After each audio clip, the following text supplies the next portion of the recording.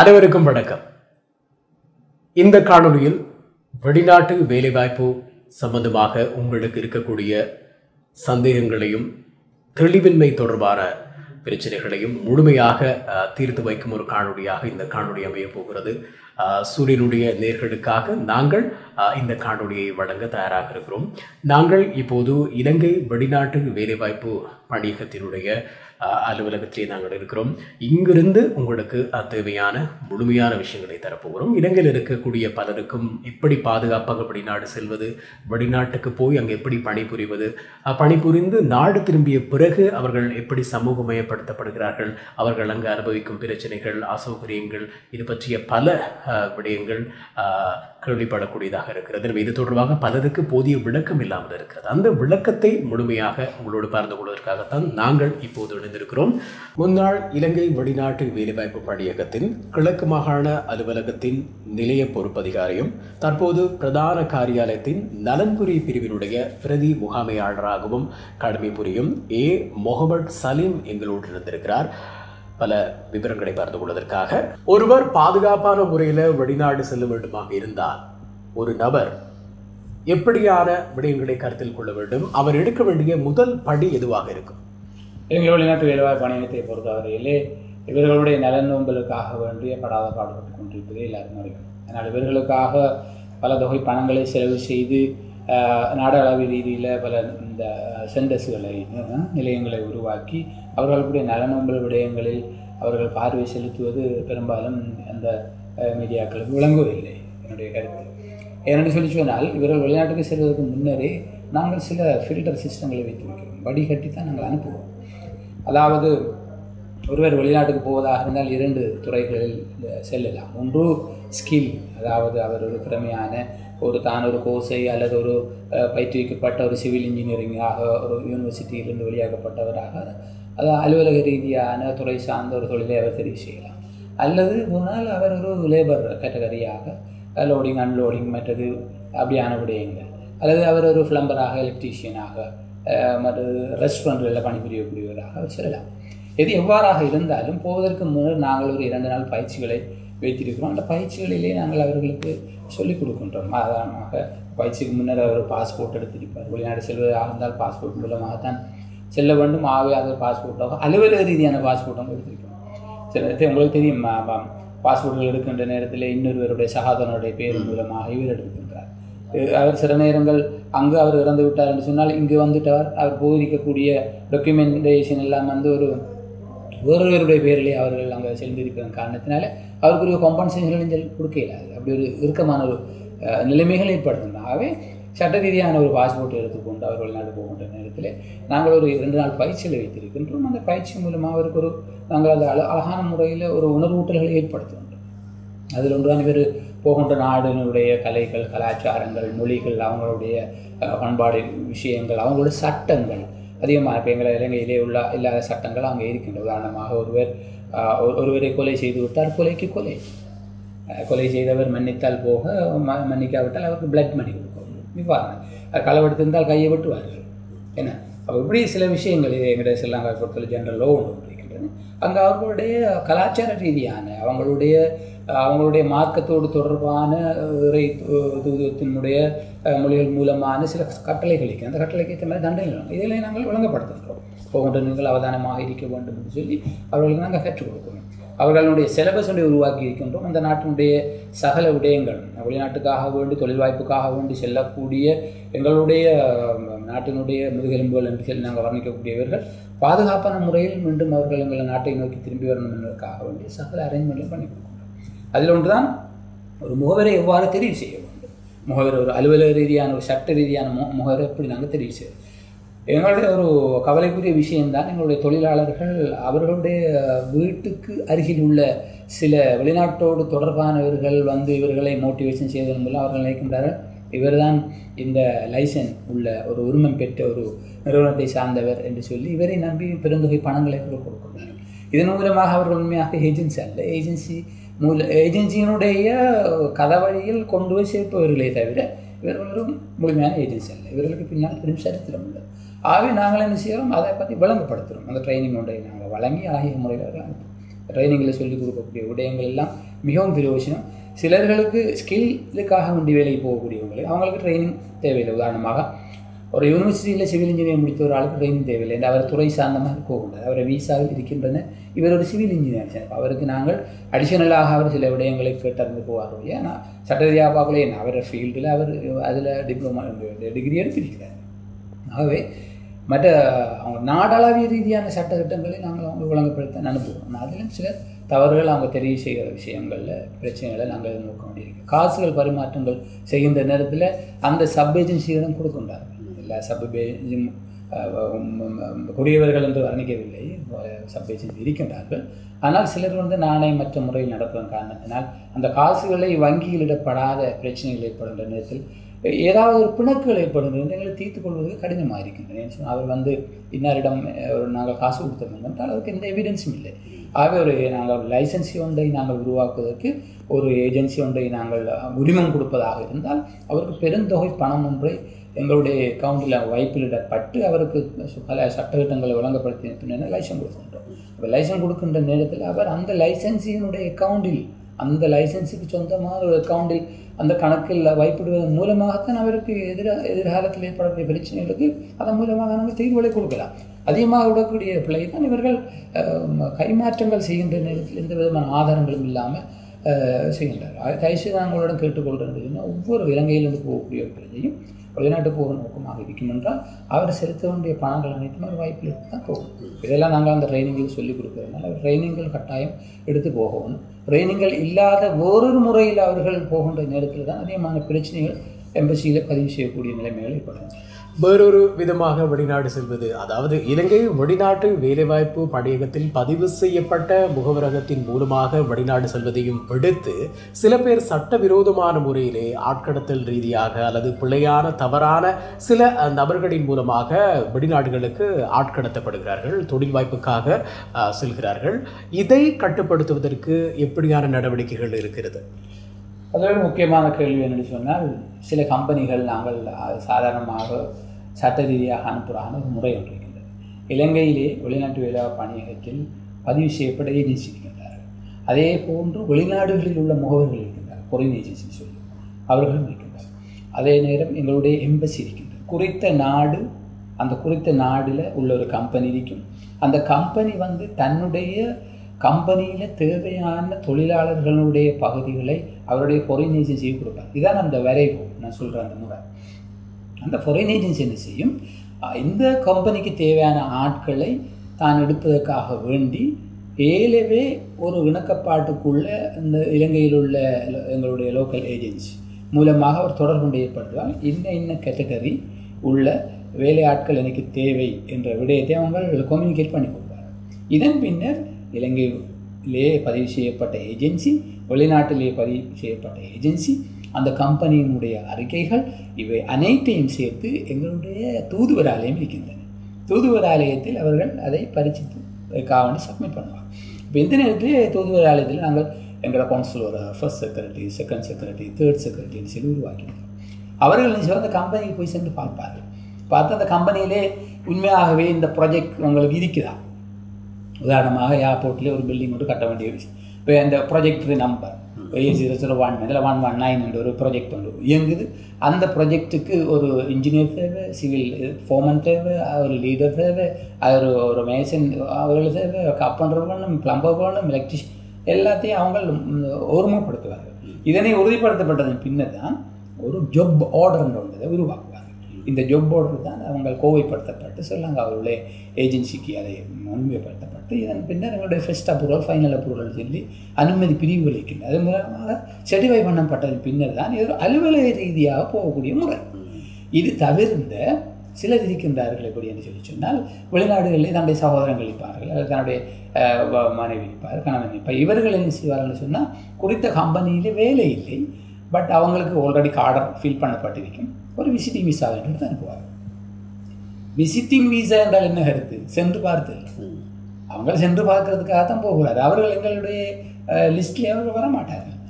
இவர்கள் ஒரு இவங்களுக்குள்ள ஒரு இன்டர்னல் அக்ரிமெண்ட் ஒன்று இருக்க முடியுது நினைக்கின்றேன். அவர்கள் போய் என்ன செய்வார்கள், வெளிநாட்டுக்கு போயிட்டு இறங்கின உடனே அங்கே போயிட்டு ஜொப்போல் தேடுறது. அங்கு சில முகவர்கள் இருக்கிறாங்க. அவர்கள் இவர்களோட கைட் பண்ணியிருப்பார்கள். நீங்கள் வெளிநாட்டுக்கு வாருங்கள், 3 மாதத்தான் உங்களுக்கு ஏனையவர்களை விடவும் ஒரு பவர்ஃபுல்லான தொழில் ஒன்று நாங்கள் செய்து தருகிறோம் என்று சொல்லி மோட்டிவேட் பண்ணுவாங்க. இங்கே உள்ளதெல்லாம் விற்று சுற்றுவாங்க.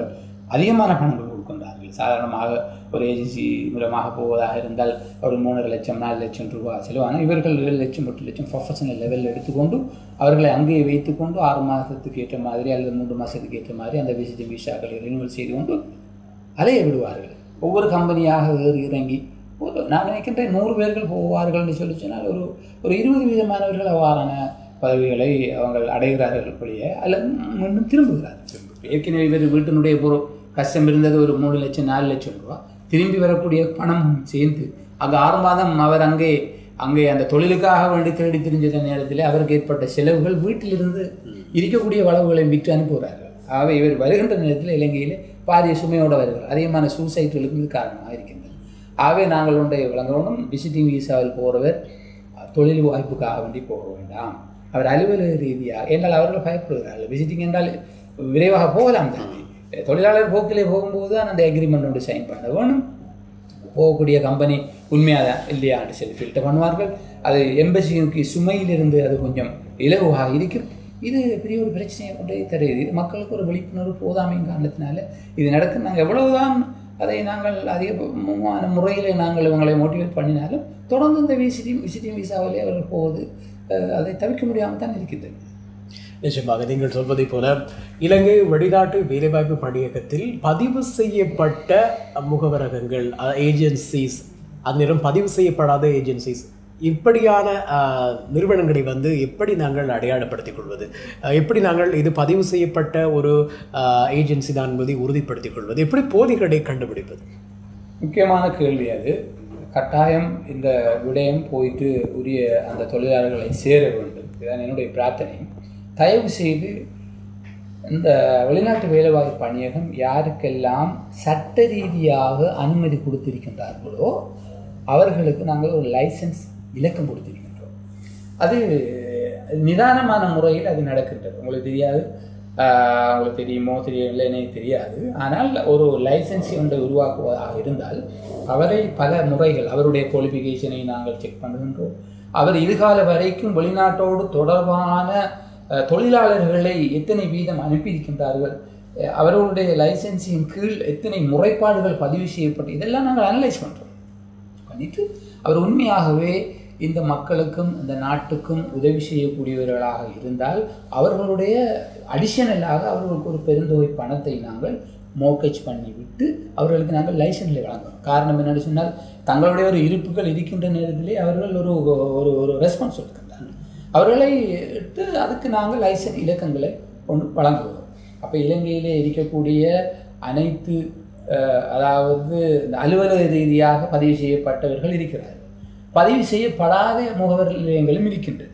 அதே நேரங்களில் பதிவு செய்யப்பட்டு அவர்களுடைய இறுக்கமான குந்தகமான சில நடவடிக்கைகளினால் வருடம் நாங்கள் ஃபில்டர் பண்ணுகின்ற நேரத்தில் அந்த டிஸ்குவாலிஃபைட் ஆனவர்களை வருகின்ற வருடங்களிலே நாங்கள் லைசனை கேன்சல் பண்ணுவதன் மூலம் தன்னுடைய பழைய லைசனை வைத்துக்கொண்டு ஒரு ராமா போடக்கூடிய ஒரு நிலைமைகளும் ஏற்படுகிறது. இதுக்காக தான் இலங்கை வெளிநாட்டு வேலைவாய்ப்பு பணியகத்தினுடைய சைட் www.slbfe.lk இந்த பகுதிக்கு போகின்ற நேரத்தில் ரெஜிஸ்டர்ட் லைசன்சிங் நாங்கள் போட்டிருக்கிறோம். அதாவது அங்கீகாரம் பெற்ற அலுவலக ரீதியாக இலங்கை வெளிநாட்டு வேலைவாய்ப்பு பணியகத்தினாலே முகவர்களுக்கு நாங்கள் உறுதிப்படுத்தப்பட்டவர்கள் இருக்கின்றார்கள். அவர்களுடைய லிஸ்ட் அவுட்டை பார்த்துக்கொண்டு தனக்கு விருப்பமான தொழில் கொண்டு வந்திருக்கக்கூடிய முகவரை இனங்காணுவது இலகுவாரிக்கும். அதே நேரத்தில் ஒரு சப் ஏஜென்சி ஒருவர் அவருடன் கூறுகிறார், நான் நீங்கள் என்ன ஏஜென்சியாக வருகின்றேன், அந்த கார்டை கொடுக்கின்றது, அந்த கார்டிலே லைசன்ஸ் இருக்கின்றது, இவருக்கு அதை செக் பண்ணி பார்க்கலாம். இன்னும் லைசன்ஸ் உண்மையிலே வெளிநாட்டு வேலை பணியகத்தின் மூலமாக பதிவு செய்யப்பட்டிருக்கிறான்னு சொல்லி பார்க்கலாம். பார்க்குற நேரத்தில் அவருக்கு வழங்கும், இது பதிவு செய்யப்பட்டிருக்கின்றது. அதே நேரத்தில் முக்கியமான பாயிண்ட், பதிவு செய்யப்பட்டுள்ளது, ஓகே, இந்த வருடம் ரெனியூவல் ஆகியிருக்கா என்று அவர் பார்க்கலாம். என்ன சொன்னால் பார்ட்னர் தன்னுடைய அடுத்த பார்ட்னருடைய ஏஜென்சி மூலமாக இவர் அனுப்பலாம். தந்த சொந்த ஏஜென்சி மூலமாக அனுப்பாமல் தன்னோட ஜாப் ஆர்டர் இல்லை வெளிநாட்டு விழாப்பணி டிஸ்குவாலிஃபை விட்டது ஆகவே தன்னுடைய பார்ட்னர் கம்பெனி மூலம் அனுப்பலாம் ஆகவே இவர் பேமெண்ட் பண்ணக்கூடிய இடம் ஒன்று இருக்கும் வீசா அனுப்பக்கூடியது ஒரு ஏஜென்சி இதை இனம் காண்றதுக்கு தான் தான் கொடுக்கப்பட்ட தன்னோடு ஒப்பந்தத்துக்கு உள்வாங்கப்பட்ட இந்த முகவர் நிலையம் அலுவலக ரீதியாக அங்கீகரிக்கப்பட்டான்னு சொல்லி அதை பார்க்கலாம் பார்ப்போம் அவர் இணைந்து கொள்ளலாம் ஓஹோ இது உண்மையிலேயே அதிகாரம் அளிக்கப்பட்டது இது ஒரு சப் ஏஜென்சி இது உண்மையான ஏஜென்சி இல்லை என்று சொல்லி தன்னை அவர் பாதுகாத்துக் கொள்ளலாம் நிச்சயமாக இப்படி போலியான முகவரகமா அல்லது அரசு அங்கீகாரம் பெற்ற முகவரகமா என்று தெரியாமல் போலியான ஒரு முகவரகத்திடம் பெருந்தொகை பணத்தை பல லட்சம் ரூபாய் பணத்தை கொடுத்துட்டு அந்த பணத்துக்கும் பிரயோசனம் இல்லாமல் வெளிநாடும் போக முடியாமல் பல பேர் ஏமாந்த கதைகள் அதிகமாகவே இருக்கு அப்படி பெருந்தொகை பணத்தை கொடுத்து ஏமாந்தவர்களுக்கு என்னதான் தீர்வு இலங்கையினுடைய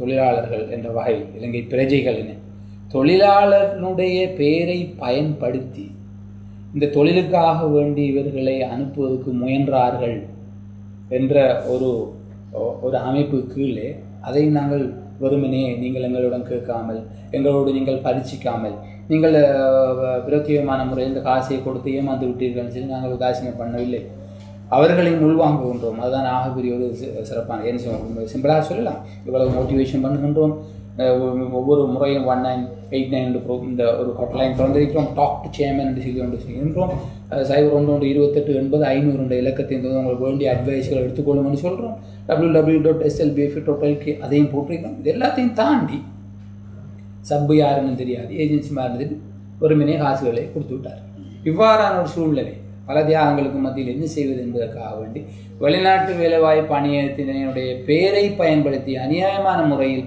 இப்படி ஒரு தொழிலாளரை ஏமாற்றினர் என்பதற்காக வேண்டி எங்களுடைய இன்வெஸ்டிகேஷன் யூனிட் ஒன்று நாங்கள் திறந்திருக்கிறோம் அதிலே இன்வெஸ்டிகேட்டில் அது மிகவும் திறமையான முறையில் அது ஃபில்டர் பண்ணப்பட்ட சில உத்தியோகத்தர்கள் ஆரம்பத்தில் நாங்கள் கிட்டத்தட்ட 50க்கும் மேற்பட்ட ஏஎஸ்பி ரேங்கில் இருக்கக்கூடிய சிஐ கிரேட்டில் உள்ள இருக்கக்கூடிய நல்ல லெவலில் இருக்கக்கூடியவர்கள்லாம் ரிலீஸ் பண்ணி வச்சுருந்தாங்க இப்போ அவங்களோட ட்ரைனிங்களும் கொடுக்கப்பட்டிருக்குது அவர்களுக்கு இன்வெஸ்டிகேஷன் செய்வார்கள் அதாவது லைசன்ஸ் இல்லாமல் லைசன்ஸுக்குரிய வேலைகளை பார்த்த அந்த முகவர்களை நாங்கள் பிடிச்சு அவர்களுக்கு சில தண்டனைகள்னு சொன்னால் அந்த காசு கொடுக்கப்பட்ட காசுகளை அவர்கள் கொடுக்கணும் இதுக்காக வேண்டி கேஸுகள் ஃபைல் பண்ணணும் அதிகமான வழக்குகள் போடப்பட்டிருக்கிறது இலங்கை வெளிநாட்டு வேலை பணியத்தினால போடப்பட்டு அவர்களை நாங்கள் முடியுமான வரையில் அவர்கிட்ட வந்து கலெக்ட் பண்ணி இவர்களை கொடுத்து இவர்களுக்கு நிறுவனி கொண்டு கொடுத்து இவர்களை ஒரு ரீஹபிலிட்டேட் பண்ணுறோம் அமைப்பு முடி இருக்குது அந்த விசிட்டிங் விசாவில் போனவர் லிஸ்ட் எங்கள்கிட்ட வராது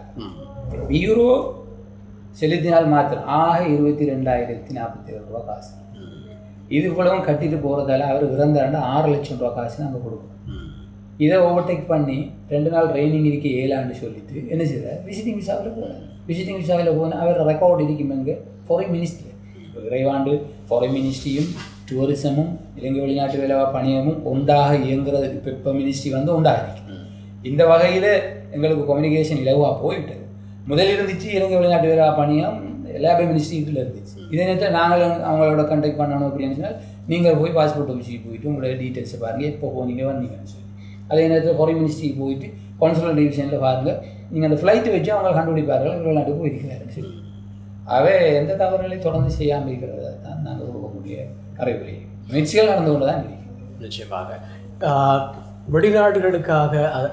வெளிநாட்டு தொழிலுக்காக செல்கின்றவர்கள் பலர் குறிப்பாக மத்திய கிழக்கிலும் சரி ரஷ்யா யுக்ரைன் உள்ளிட்ட ஏனைய நாடுகளிலும் சரி தொழிலுக்காக செல்கின்ற போது அங்கே உள்நாட்டு போரோ அல்லது இன்னும் ஒரு நாட்டுடனான போர் நிலைமைகள் அல்லது வன்முறைகள் அல்லது உள்நாட்டு கலவரங்கள் இப்படியான விடயங்கள் இடம்பெறுகின்ற போது அங்கு இருக்கக்கூடிய இலங்கை தொழிலாளர்கள் தொடர்பாக இலங்கை வெளிநாட்டு பணியகம் எப்படியான நடவடிக்கைகள் எடுக்கிறது அவர்கள் தொடர்பான பாதுகாப்பான விடயங்கள் எப்படி கையாளப்படுகிறது உண்மையாகவே பாதுகாப்பு விஷயங்கள் ஸ்ரீலங்காவில் உள்ள தொழிலாளர்களை விடவும் அதிகமான பாதுகாப்பு கொடுக்கப்படுது ஏன்னு சொல்லி சொன்னால் முழுமையாக அவர்கள் பதிவு செய்யப்பட்டு போயிட்டாங்கன்னு சொல்லி சொன்னால் ஒவ்வொரு எம்பசிலையும் லிஸ்ட் ஒன்று இன்ன பெயருடைய இன்ன பாஸ்போர்ட் இலக்கமுடைய இன்ன நபர் இன்ன கம்பெனியில் வேலை செய்து கொண்டு இருக்கிறார் இது தெரியும் அது எங்களுக்கு இப்போ எனக்கு சொல்ல முடியும் உலகளாவிய ரீதியில் எத்தனை பேர் எங்கெங்கே வேலை செய்கிறாங்கன்னு சொல்லி அவங்களோட பாஸ்போர்ட் நம்பர்லேருந்து பேர் வரைக்கும் ஐடி டிவிஷனில் நாங்கள் எடுக்கிறோம். இதுபோல் அந்தந்த நாட்டினுடைய வெளிநாட்டு வேலை பணியத்தோடு இணைஞ்சிருக்கக்கூடிய கவுன்சிலர் டிவிஷன் இருக்கிறது. அங்கே அது ஃபாரின் மினிஸ்ட்ரி அது இயங்கிக் கொண்டிருக்கும். தூதுவர் ஆலயத்தின் மூலமாக உடனடியாக எங்களுடைய நாட்டினுடைய தொழிலாளர்களுக்கு அவங்க அதிவேகமாக தகவல்களை பரிமாறிக்கொள்வார்கள். அவர்களுக்கு ஒரு பாதுகாப்பான அமைப்புகள் சில டொமஸ்டிக் ஒர்க்கர்ஸ் பெண்கள் இருக்கிறார்கள், வீட்டு பணி பெண்களாக இருக்கக்கூடியவர்களுக்குரிய அந்த அறிவுறுத்தல்கள் நடக்கின்றன. ரெண்டாவது விஷயம், அவர்கள் இங்கே மெசேஜ்கள் கொடுப்பார்கள். சில நேரங்கள் சில பஸ்மாருக்கு பயந்து பாஞ்சி எங்கேயாவது அவங்க ரனவே ஆகி அங்கேயும் இருப்பார். அவர்களுடைய தகவல் இங்கே இவங்களுக்கு விளங்கும். இவங்க எங்களுடைய இடத்துல இந்த கன்சல்டேஷன் டிவிஷனில் முறைப்பாட்டில் பதிவு செய்கிற நேரத்தில் நாங்கள் உடனடியாக இந்த நோக்கை நோக்கி நீங்கள் அவசரமாக சென்று கொள்ளுங்கள் சொல்லி நாங்கள் ரிமோட் பண்ணுறோம். அதே நேரத்தில் சில நேரங்கள் இந்த யுத்தங்களில் பிரச்சனைகள் வருகிறது. இன்னும் அந்த சவுதியெல்லாம் போன முறை பிரச்சனைகள் வந்துச்சு. உதாரணத்துக்கு கொண்டு சொல்ல ஒரு கம்பெனிகள் மூடப்பட்டது. கிட்டத்தட்ட 10 தொடக்கம் 13 கம்பெனிகள் மூடப்பட்டதன் பின்னர் அது ஒரு கவர்மெண்ட் ப்ராஜெக்டுக்குள்ளே இருக்கிறதுனால அதை உடனடியாக கவர்மெண்ட் பாராமத்து தான் அந்த அந்த அந்த சவுதி கவர்மெண்ட் பாராமத்து வேலை செஞ்ச வேலையாருக்கு அவ்வளோ வரையும் ஃப்ளைட்டில் கூட அவங்க சொந்த பணத்தில் அனுப்பினாங்க. ஒவ்வொரு ஃப்ளைட்டும் கிட்டத்தட்ட நாளைக்கு அந்த காலத்தில் இந்த ஃப்ளைட்டெல்லாம் கிட்டத்தட்ட 2-3 மாதமாக ஃபுல் பிஸியாக இருந்துச்சு. எல்லாரையும் அனுப்பி வைத்தார்கள். இல்லைன்னு அவங்களோட நாட்டில் ஒரு இன்சிடென்ட் நடந்து அது பெரிய ஒரு வெடிப்புண்டு ஏற்படுத்தியதுனால இந்த மைக்ரண்ட் ஒர்க்கர்ஸ் தொழில் செஞ்சு ஒரு அபிவிருத்தி அடைந்து கொண்டு வரக்கூடிய நாட்டில் இருந்து எடுத்த தொழிலாளர்கள் இவர்களுடைய பணங்கள் எல்லாம் கொடுக்கணும் என்றதுக்காக வேண்டி FR டிவிஷன் ஒன்றுங்கள் தெரியும். ஃபாரின் ரிலேஷன் டிவிஷன் மூலமாக எவ்வளவு காலங்கள் அங்கே அவர்கள் வேலை செய்தார்களோ அந்த பில் லேடன் கம்பெனி இப்படியான ஒரு 6-7 கம்பெனிகள் வேலை செய்து அவர்களுடைய கணக்குகள் எல்லாம் இப்பவும் பார்த்து முடிச்சு கொண்டிருக்கிறாங்க. அந்த பேமெண்ட் அங்கே போகும். என்ன சொல்லுவாங்க, அது அந்த யுத்தம் நடந்துட்டு அந்த பிரச்சனை நடந்தது உங்களுக்கு ஒன்றும் கொடுக்க ஏதாவது வேலை முடிஞ்சுன்னு சொல்லி வெளியே கைவிரிப்பாங்க. அப்படி இல்லை, அப்படி நடக்குது. எம்பசியில் கவனத்துக்கு கொண்டு வந்து விசேஷமான பாதுகாப்பான சில அந்த இதுகளை கொண்டு வருவாங்க. கொண்டு வந்ததுக்கு பின்னால் அவங்கள ஒருமுகப்படுத்தி அந்த இடத்துல வச்சு அவங்களுடைய பாதுகாப்பு, ஈவன் அவங்களுடைய சாப்பாடு மற்றது அவங்களுடைய சகல தேவைகளையும் அதுக்குரிய ஸ்பெஷல் அலோகேஷன் வந்து செய்திருக்கிறாங்க. அதில் எந்த கவலையும் இல்லை. முன்னறிவித்தலுடன் அவங்க நடந்து கொள்வார்கள். எப்படி ஒரு அலர்ட் ஒன்று கொடுப்பாங்க, அதுக்கு இந்த மாதிரி போவர்கள் வருவார்கள். மற்ற எம்எஸ்சி பீரியட் ஒன்று இருக்குது, பொது மன்னிப்பு காலங்கள் எல்லாம் இருக்குது. இப்படியான கேஸில் எல்லாம் விட்டவங்க யுத்தம் முடிஞ்சதுக்கு பின்னால் அவங்களுக்கு ஒரு ஆப்பர்ச்சுனிட்டி சாப்பிட்டோன்னா இவங்க வேலை செய்வாங்க. அவங்களையும் சொல்லுவாங்க அவங்களுக்கு ஒரு பொது மன்னிப்பு காலம் ஒன்று இது வந்து சேர்ந்து கொள்வது. அது இறைவாண்டு சொல்லி என்னை பொறுத்தவரை மனசாட்சிப்படி பேசப்படுவதால் வெளிநாடுகளில் இருக்கக்கூடிய தொழிலாளர்களுக்கு இந்த அசாதாரண சூழ்நிலையில் ஏற்படக்கூடிய விபத்துகளோ அல்லது அந்த இன்சிடென்ட்டுகளுக்கோ எந்த விதமான கவலையும் இல்லை. அவங்க நிம்மதியாக வந்து சேரக்கூடிய முழு பொறுப்பையும் எடுத்துக்கொள்வாங்க. அதான் சட்ட ரீதியாக அவங்க போயிருக்கணும். பகை சொல்லத்தனம் வெளிநாட்டு வேலைவாய்ப்பு பணியகத்தின் மூலமாக குறிப்பாக இந்த தொழில் வாய்ப்புகளுக்காக வெளிநாடு செல்கின்றவர்களுக்கு விசேடமாக வழங்கப்படுகின்ற சேவைகள் அது பற்றிய விளக்கங்களோடு சில பேர் இந்த ஒப்பந்தங்களில் கைச்சாத்துடுறாங்க, அக்ரிமெண்ட்ஸில் வந்து சைன் பண்ணுறாங்க. சில பேர் அக்ரிமெண்ட்ஸில் சைன் பண்ணாமலே போயிடுறாங்க. இந்த 2 தரப்புகள் தொடர்பான உங்களுடைய கருத்து என்ன? எக்ரிமெண்ட்டு கட்டாயம் சைன் பண்ணணும். எக்ரிமெண்ட் சைன் பண்ணாமல் யாரும் போக வேண்டாம் என்பதுதான் வெளிநாட்டு வேலைவாய்ப்பு பணியகத்தினுடைய அறிவு. எக்ரிமெண்ட் என்று சொன்னால் என்ன? எக்ரிமெண்ட் என்று சொன்னால் அந்த கம்பெனியிலே அவர் என்ன வேலை செய்கின்றார், அவருடைய பேர் என்ன, அவர் என்ன வேலை, அவர் பாஸ்போர்ட் இலக்கம் என்ன, அவர் என்ன வேலை செய்வதற்காக வேண்டி அவர்கள் கோல் பண்ணுறார்கள், அவருடைய வேலையுடைய ஹவர் எத்தனை, அவர் மேலதிகமாக வேலை செஞ்சால் ஓவர் டைம் இருக்கிறார் இல்லையா, அவரை மருத்துவ செலவு யாருடைய பக்கம், அவருடைய டிக்கெட்டுடைய யாருடைய பக்கம், 2 வருடம் முடிஞ்சதுக்கு பின்னால் அவருக்கு போனஸ் இருக்கின்றதா இல்லையா, சகல விடயங்களும் தொகுக்கப்பட்ட ஒரு ஆவணம் தான் அந்த ஆஃபர் லெட்டர். அந்த ஆஃபர் லெட்டர் கொண்டு போய் எம்பசியில் கொடுத்து செட்டிஃபை பண்ணுவாங்க. அதாவது அவர்கிட்ட பாருங்கள், எம்பசி அவர்கிட்ட ஒரு விட்னஸ் ஆகிருக்கு இந்த கம்பெனியில். என்ன நான் உங்களுக்கு ஏற்கனவே சொல்லியிருக்கின்றேன், ஒரு கம்பெனி வந்து உண்மையாகவே தொழில் வைத்திருக்கிறார்களா என்பதை ஃபில்டர் பண்ணுற ஒரு சிஸ்டம் இருக்குது. அந்த சிஸ்டம் மூலமாக பார்ப்பாரு, அக்கமடேஷன் இருக்கின்றது, இந்த கம்பெனிகள் ப்ரொஜெக்ட் ஒன்று இருக்குது, ஆகவே அவங்க சொல்லக்கூடிய அவங்க நடுநிலையாக இருந்து அதை அப்ரூவல் செய்வார். அப்ரூவல் செய்த பின்னால் அங்கே ஒரு கோட் ஒன்று வரும், இந்த நம்பர் ஒன்று கொடுப்பாங்க, இந்த அக்ரிமெண்ட் நம்பர்னு சொல்கிறார். இந்த அக்ரிமெண்ட் நம்பரை வச்சு அவங்க அங்கே இன்சர்ட் பண்ணினோட எங்களை சிஸ்டத்தில் வந்துடும். 2ஆம் தரப்பு உள்ள இவர் ஃபர்ஸ்ட் பார்ட்டி செகண்ட் பார்ட்டி, இந்த ஃபர்ஸ்ட் பார்ட்டி அந்த கம்பெனி அந்த செகண்ட் பார்ட்டியாக இவர் சைன் வைப்பார். அப்போ அதை அக்ரிமெண்ட்டாக மாறும், ஆஃபர் லெட்டர் அக்ரிமெண்ட்டாக மாறிடும். இது ஒரு பவர்ஃபுல் ஒரு கட்டுப்பாடும் உள்ள ஒரு பொருள். இப்போ எக்ரிமெண்ட் இருக்கிற நேரத்தில் இவருக்கு எந்த கவலையும் இல்லை. இந்த அக்ரிமெண்ட்டுடைய ஸ்கேன் பேப்பர் இருக்கும், அக்ரிமெண்ட்டுக்கு அப்ரூவல் பண்ணிக்காது எம்பசி. எம்பசி எக்காரணம் கொண்டும் அந்த கம்பெனி இந்த அக்ரிமெண்ட்டுக்கு வயலேட் பண்ணிடாது, சம்பளத்துக்கு முரணாக நடக்க முடியாது. தான் இங்கேருந்து போகிறார் சிவில் இன்ஜினியராக, அங்கேருந்து அவருக்கு ஃப்ளம்பராக டீம் லீடராக கொடுக்கலாது. இந்த அக்ரிமெண்ட் பேசி எக்ரிமெண்ட்டுக்குரிய காம்பன்சேஷன் எல்லாம் அடுத்த கட்டத்திலே உடனடியாக செய்து கொடுப்பாரு. இது உண்டு. அடுத்ததாகத்தான் சேவிசஸ் நான் நினைக்கிற மாதிரி எங்களுக்கு இல்லாத சேவிசஸ் இல்லாமல் அவங்களுக்கு இருக்காங்க. இங்கே பணிபுரியக்கூடிய எங்களுக்கு அப்படியான சேவிஸ் இல்லை. உண்மையாக விரைவான சொல்லி நான் அந்த ஃபீல்டில் இருக்கிறேன். கிட்டத்தட்ட 13,434 முறைப்பாடுகளை நான் கன்சலேஷன் டிவிஷனில் இருந்து அந்த ஃபைல்களை க்ளோஸ் பண்ணியிருக்கிறேன். அதே மாதிரி நலம்புரி பிரிவிலையும் அதிகாரம் பணிபுரிந்தேன். சொல்ல வேலையில் என்ன சொல்லி சொன்னால் அங்கே இருக்கக்கூடிய ஃபெசிலிட்டி உதாரணத்துக்கு சொன்னால் பாருங்கள், இன்சூரன்ஸ் கட்டிக்கிட்டு போகிற 22,000 சொன்னேன். அவர் போய் இறந்துட்டாருன்னு சொன்னேன். 6 லட்சம் ரூபா அவருக்கு காம்பன்சேஷன். இப்போ நான் நினைக்கிற மாதிரிக்கு ஒரு ப்ரொபோசல் ஒன்று போகுது, அதை அதிகப்படுத்துறது சில நேரம் 2 மில்லியன் வரைக்கும் பெறலாம். அவருக்கு பக்கவாதங்கள், அதாவது ஒரு அந்த வேலையும் செய்து கொண்டிருக்கக்கூடிய நேரத்தில் அவருக்கு ஏற்படக்கூடிய வருத்தங்கள் வந்தால் 3 லட்சம் ரூபா பேக்கேஜ், 2 லட்சம் ரூபா. மற்றது அங்குள்ள காலநிலைகளினால பிரச்சனைகள் அதுகள் ஏற்படும், அதுக்கு ஒரு காம்பன்சேஷன் இருக்கிறாங்க. இப்படி சில நேரம் கேன்சர் பேஷண்ட் இருக்கிறாங்க. கேன்சர் பேஷண்ட்டுக்கு எங்களுடைய தலைமைத்துவம் பெரிய ஒரு அமௌண்ட்டை கொடுப்பதுக்குரிய தீர்மானங்கள் இருக்கிறாங்க.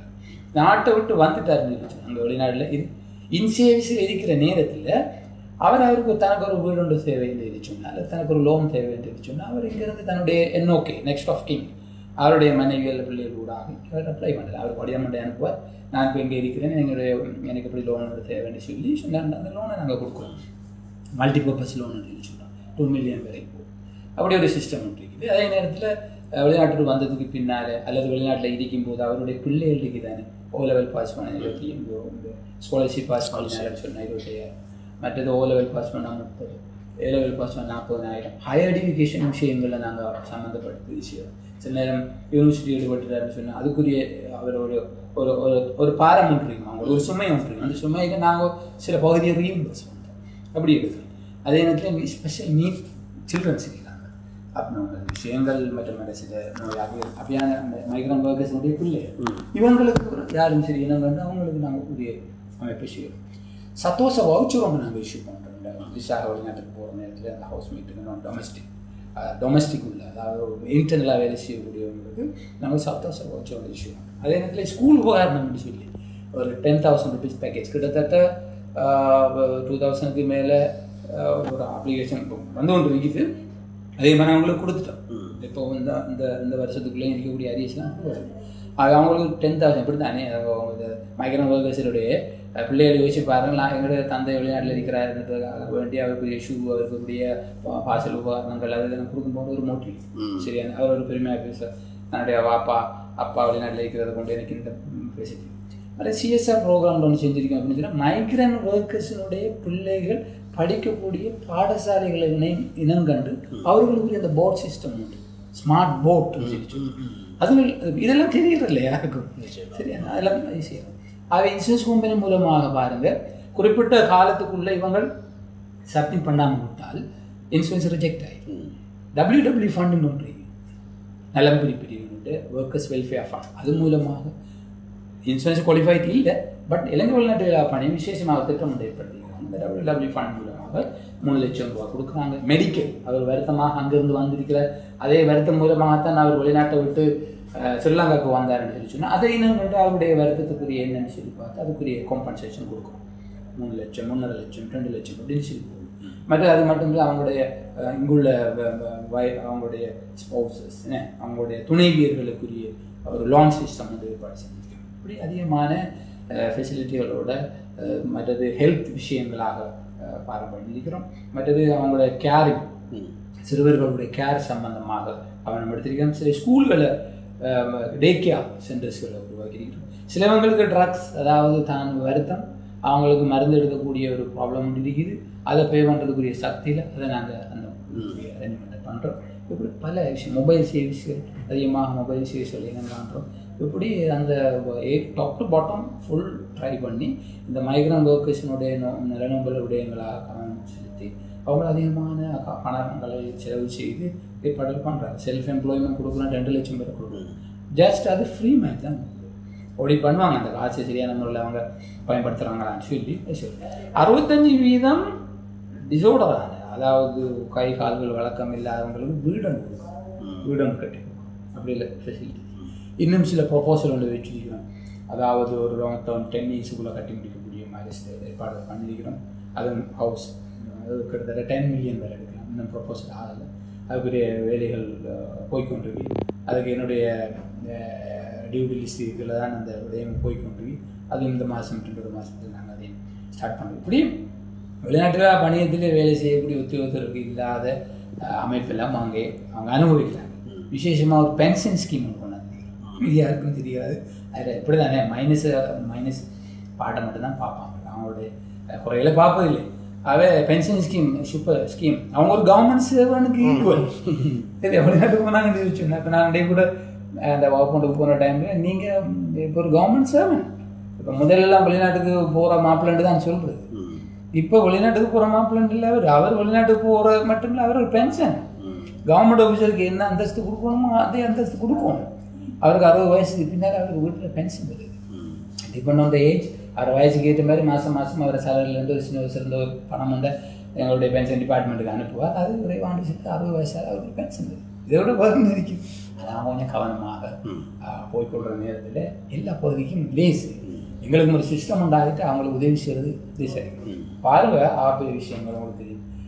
அன்றைக்கு ஒரு அந்த கம்ப்ளைண்ட் பார்த்து கொண்டிருக்கீங்க. ஒரு அம்மா ஒரு பிள்ளைய வந்து நடத்த சொல்லுது, நானும் தம்பியும் அம்மாவும் சேர்ச்சிக்கு போகணும் சார். சேர்ச்சிக்கு போயிட்டு 2 அம்மாவை காணலை. இப்போ எந்த இந்த பலனூர் ஏரியா. அப்போ எங்கே போனாங்கன்னு சொல்லி தெரியாது. என்ன அப்புறம் 2-3 ஹவருக்கு பின்னால் பார்க்குறாங்க, அம்மாவை காணலை. அப்புறம் அவர்கிட்ட இருந்து அந்த சேர்ச்சில் உள்ள ஃபாதரை கொண்டு அவர் தேடி இனம் கண்டு ஒரு இடத்துக்கு போயிடலாம். அங்கே பார்த்தா அவள் விசிட்டிங் விசாவில் வெளிநாட்டு போயிட்டான். இந்த கதவால் முன் கதவால் பிள்ளைகளோட போயிருக்கிற, பின் கதவால் சப் ஆட்டோ கொண்டு வச்சிருந்திருக்கார். ஆட்டோவில் இருந்து ஆட்கொழும்பு வந்துட்டான். அது ஒரு 3-4 மாதத்துக்கும் தெரிய வந்து அப்புறம் அவங்க பிரச்சனைலாம் தெரியுது. அப்புறம் என்ன செய்யுது, அங்கே போயிட்டு விசிட்டிங்லாம் போனேன். சவுதியிலேருந்து விசிட்டிங்னு சொன்னேன். அவங்க சவுதியில் உள்ள ஒரு ஆளுக்கு குவைத்துக்கு போயிருக்கிறாங்க. குவைத்தில் உள்ள ஒரு ஆளுக்கு ப்ராப்பர்ட்டி இருக்குது சவுதியில். குவைத்துக்கு போயிட்டு எடுத்து போயிருக்காரு சவுதியில். இப்போ எங்கட ஒரே மினிஸ்ட்ரி காட்டுது இப்போ போயிருக்கிறா. இங்கே கோயிட்டில் ஆளை தானே போயிட்டு என் சிஸ்டம் இல்லையே, பீரோ கட்டலையே. அவங்க ஒரு விசிட்டுக்கு வந்தாங்க, போயிருக்கிறாங்க. அதுக்கு பின்னாடி போயிருக்கிறாங்க சவுதியில். இவங்க இறந்தாவன்னு சொன்னால் சவுதியில் உள்ள அந்த தூதுவர் ஆலயத்துக்கு இவன் ஸ்ரீலங்கா பெண்மணி தான் சொல்லி எப்படி தான் காண்றது. பங்களாதேஷாகவும் இருக்கலாம், நேபாளமாக இருக்கலாம், பூட்டானாக இருக்கலாம். அப்போ இப்படியான நாடுகள்லேருந்து எப்படி வந்த இப்போ எங்களுக்கு அவர்த்த கன்ஃபியூஷன். அப்போ இந்த பிள்ளை இந்த தாயை இந்த பிள்ளையும் சேர்த்து கொண்டது. அப்போ இப்போ பிறகு அவங்க கத்தி கொண்டிருக்கிறாங்க, அழுது கொண்டிருக்க, என்ன கொஞ்சம் எடுங்க இப்படி எடுக்கிறது யோசிச்சு பாருங்கள். இப்போ எங்கே போகணும், அங்கேருந்து போயிட்டு போட்டு இங்கே இது ஆட்கடத்தல் செய்கிறாங்க. இந்த ஆட்கடத்தல் செய்கிறதுக்கு விசேஷமாக ஆட்கடத்தல் பிரிவு நாங்கள் திறந்துருக்கிறோம். அப்போ அவங்களுக்கு அரேஞ்ச்மெண்ட் பண்ணணும். இவங்க போகிறதுக்கு முன்னாடி இவ்வளோ காசு உங்களுக்கு தெரியாது. இந்த ஒவ்வொரு டிவிஷனல் செக்ரட்டரி ஆஃபீஸ்லேருந்து சம்பாதம் எழுதாரு. டெவலப்மெண்ட் ஆஃபீஸர்கள் நாங்கள் இது பண்ணிக்கணும். டிபெண்ட் வந்து கம்யூனிட்டி அவங்களோட டோட்டலுக்கு ஏற்ற மாதிரி 3000 2000 அந்த சனத்தொகைக்கு ஏற்ற மாதிரி ஒவ்வொரு அந்த டிஓ மாதிரில உருவாக்கி அவங்க ஃபில்டர் பண்ணுறாங்க. வீட்டை போய் பார்ப்பாங்க. 2 வயசுக்கு உட்பட்ட பிள்ளைகள் எழுதிக்கா, 2 வயசுக்கு உட்பட்ட பிள்ளைகள் இருந்தால் அவங்க ரெக்கமெண்ட் பண்ண மாட்டாங்க. அப்போ அவங்க பாதுகாக்கணும். பிள்ளைகள் இருப்பாங்க, சில அடல்ட்டாக இருக்கணும். அந்த அவருடைய தந்தை ரங்காட்டாக குடியாராக இருந்தால் அனுப்ப மாட்டாங்க. இந்த பாதுகாப்பு சூழலை ஏற்படுத்தி இருக்கக்கூடிய பிள்ளைகளையும் பாதுகாக்கிறதுக்குரிய ஒரு நல்ல ஒரு தாய், அவர் ஒரு நெக்ஸ்ட் ஆஃப் கிங் கொண்டு நல்லா இருக்கும், ஆரோக்கியமாக இருக்கும். இதெல்லாம் செக் பண்ணி தான் நாங்கள் அவங்க அனுமதியும் கொடுக்கணும். இப்போ வாரெல்லாம் நாங்கள் ஃபில்டர் பண்ணி அனுப்புகிற நேரத்தில் இவங்க விசிட்டிங்கில் போயிட்டு பல பிரச்சனைகளை ஏற்படுத்திக்கணும். அங்கே அது ஆணி அடிச்சுங்கிறது ஆணி அடிச்சுன்னு இங்கே வந்து பார்த்தா ஆணியில் ஒன்றும் இல்லை. அங்கே கொல்லங்க மேலே வச்சுக்கிறாங்களே, இல்லையே சும்மா போட்டு அது சும்மாவும் சொல்கிறேன். ஒரு அண்மையில் உங்களுக்கு தெரியும், ஒரு கேஸ் ஒன்று பிடிபட்டது, ஆணி அடிச்சுன்னு சொல்லி வந்த ஸ்ரீலங்காவுக்கு வந்த கேஸ். அங்கே பார்க்குற டைமில் ஆணி இன்வெஸ்டிகேஷன் பண்ணுற டைமில் ஒரு ஆள் சொல்லிக்கிறாங்க, ஆணி அடித்து இப்படி உள்ளது இதுக்குள்ளேருந்து எடுத்தால் தான் கொம்பன்சேஷன் வீடு கொடுக்காங்களான்னு சொல்லி விளங்கித்தான் நான் இப்படி ஒரு பொய்யை சொன்னு சொல்லி சொல்லிட்டேன். பிடிபட்டுட்டு மீடியாக்கள் அவுட் பண்ணாங்களேன்னு தெரியாது. மனச்சாட்சி படி நாங்கள் பேசும்போது அவ்வாறான தவறுகள் தேவையில்லை. ஒரு நீதி இருக்கிறது, இலங்கையோட சட்டம் ஒன்று இருக்கிறது, இலங்கை அரசாங்கமும் வெளிநாட்டுக்கு போகக்கூடிய அந்த வெளிநாட்டு அரசாங்கம் ஒரு ஒப்பந்தம் ஒன்று இருக்கிறது. அது அழகான முறையில் அதை கவனங்கள் எடுக்க வேண்டும். சில சப் ஏஜென்சி மாதிரி அவர்களை மோட்டிவேட் பண்ணுகிறார்கள். நீங்களும் 3 4 மாதம் இருந்தால் காணும் புறவங்களை எடுக்கணும். ஒப்பந்த முற்றுகை 3 மாதத்துக்கு மேற்பட்டு இருந்தால் இவங்களோட கணக்குகளில் வராது. அதாவது அந்த வெளிநாட்டில் தொழில் கொடுக்கக்கூடியவங்களோட கணக்கில் அது போயிட்டு ஆகவே இவ்வாறான விஷயங்கள் மோட்டிவேஷன் பண்ணி திருப்பி இங்கே ஸ்ரீலங்காவுக்கு வந்து திருப்பி இன்னொரு நாட்டுக்கு அனுப்புகிறோம், கமிஷன் வாங்கிக்கணும். அது ஒரு பிஸ்னஸ். இவ்வாறான விஷயங்கள்லேருந்து நாங்கள் விடுபடணுமாக இருந்தால் எங்கள் வெளிநாட்டு விழா பணியத்தினுடைய அனுசரணை எங்களுக்கு இலக்கு கிடைக்கணுமா இருந்தால் அறுவடை ரீதியாக சொல்வதுதான் சார். இலங்கை வெளிநாட்டு வேலைவாய்ப்பு பணியகத்தினுடைய முழுமையான ஆலோசனைகளையும் விவரங்களையும் நீங்கள் தெரிந்து கொள்ள வேண்டுமாக இருந்தால் திரையில் தோன்றும் இந்த இலக்கத்துக்கு நீங்கள் அழைப்பை ஏற்படுத்தி முழுமையான விவரங்களை தெரிந்து கொள்ளக்கூடியதாக இருக்கும். இந்த இலக்கத்தின் வாயிலாக தொடர்பு கொண்டு அல்லது இந்த இணையதளத்தின் வாயிலாக தொடர்பு கொள்வதன் மூலமாக பாதுகாப்பான முறையில் நீங்களும் வெளிநாடுகளுக்கு செல்லலாம், பாதுகாப்பான முறையிலே உங்களுடைய வாழ்க்கையை கொண்டு நடத்தலாம். அதிகமான வேலைப்பழுவுக்கு மத்தியிலும் கூட எங்களோடு வந்து இணைந்து கொண்டு பல காத்திரமான விவரங்களை பார்த்து கொண்ட உங்களுடைய மனதார நன்றிகள். நன்றி. இது உண்மையிலே ஒரு பெரிய தியாகம் என்று சொல்லலாம். மக்களை போய் சென்றடைந்து ஒவ்வொரு மக்களும் உங்களுடைய இந்த அனுசரணை பெற்று விட்டார்கள் என்று சொன்னால் அவங்களுடைய பிரார்த்தனைகளும் உங்களுடைய பிள்ளைகளுடைய ஒரு பிரார்த்தனை உங்களை சூரியன் எஃப்எம்முக்கு சாருங்கள். அதை நான் பிடித்து உங்களுடன் விடைபெறுகிறேன்.